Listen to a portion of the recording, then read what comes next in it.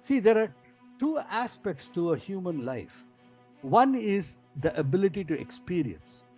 The other is the ability to tell a story about it. Okay.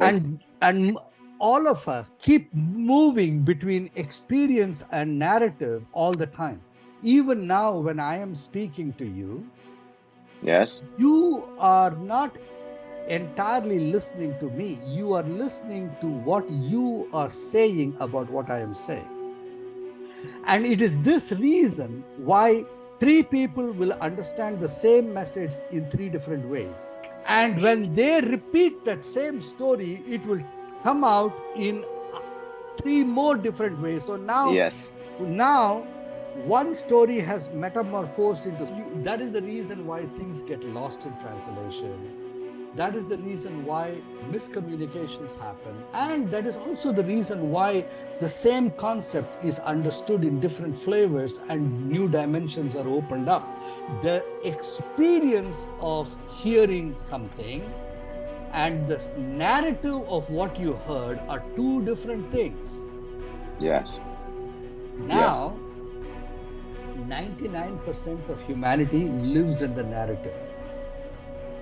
Freedom and happiness and joy is only in the experience, not in the narrative. There is great power in recognizing the distinction between the two, and there is even greater power in being consciously aware of the split between the two. Yes. Beautiful. Beautiful. Yeah.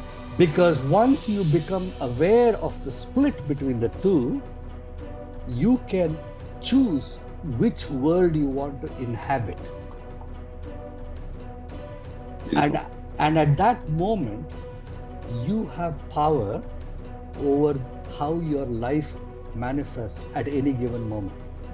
Yes. You can choose whether you want to reside in the experience of life as it comes to you and enjoy life without going into a long song and dance about it, or you can choose to take that experience and command a narrative and craft the experience of the rest of the world. Yes. So you can be both creator and enjoyer at the same time. And you can choose who you wish to be at any given time. And there is an enormous lightness of being when you are skilled at this. Here's the thing, everyone goes around using these cliche words, right? Be in the now, be in the present, and all that. But all of that is narrative about actually being that way. Yeah, okay. All right? Yes. And people get caught up in describing how to be that way and never end up being that way. I'll tell you why. Because there is the human nature, the nature of communication, the nature of language is never in the now. Words are never in the now. They are always describing something in the past. To be in the now is just to remain silent and experience.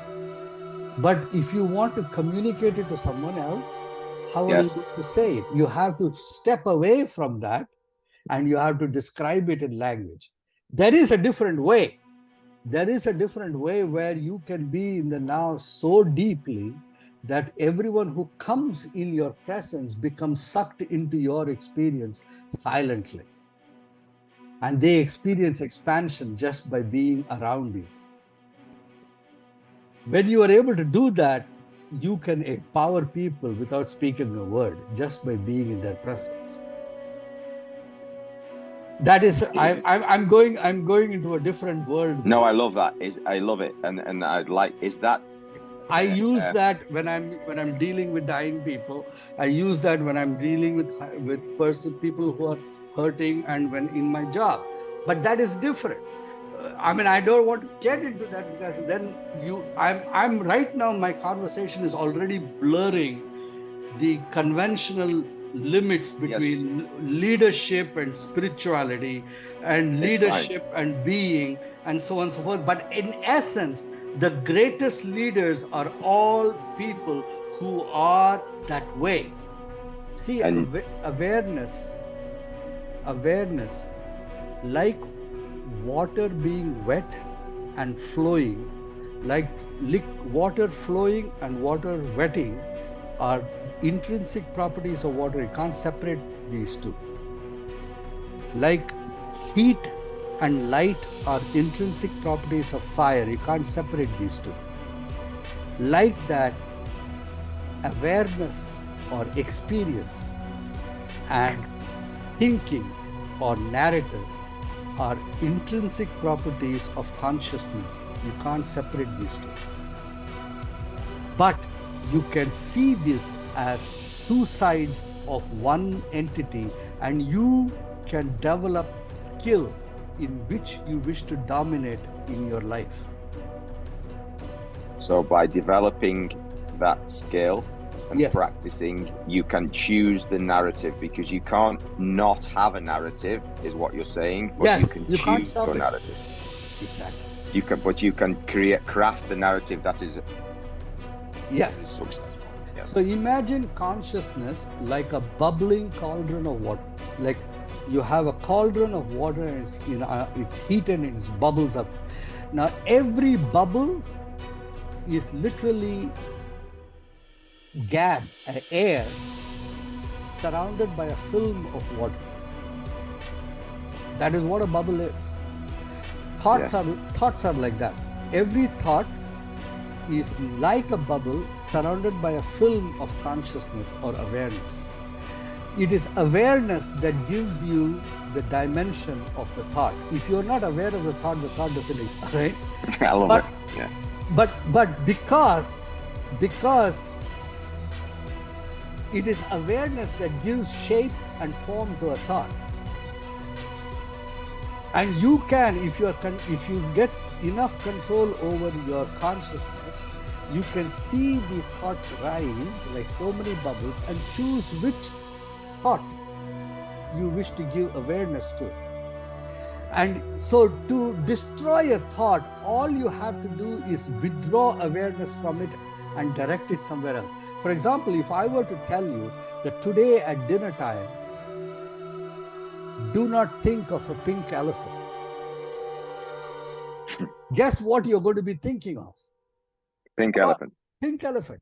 But if I told you today at dinner time, think of a gorilla, you're not going to be thinking of a pink elephant. You'll be thinking of a gorilla. So the only way to not think of something, the only way to withdraw your attention from something is to attach your attention to something more powerful.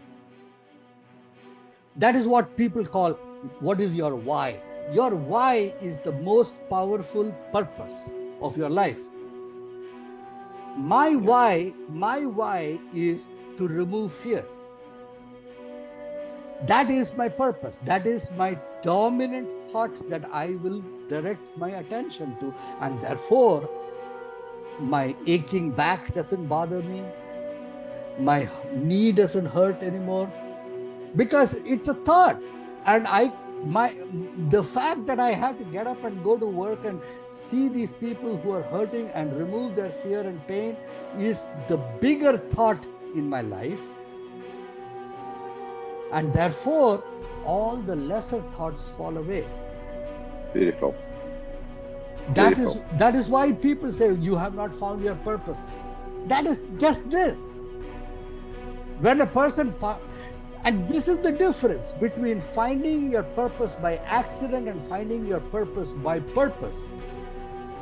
Finding it consciously is more powerful than finding your purpose unconsciously. But